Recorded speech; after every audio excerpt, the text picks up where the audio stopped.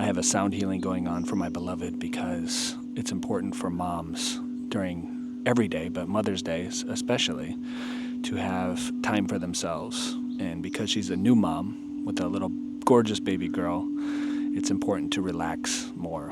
And sound is one of the ways that Bailey and I love to relax. So we have a sound healing happening, 432 hertz, allowing the body to breathe, allowing us to drop into our hearts when so often we're in our minds, allowing us to return to our own center and really feel what it feels like to be in a space of love. So our friend Jasmine is back there, and we're in a sound healing right now. Let's go play an instrument together, shall we? Let's go.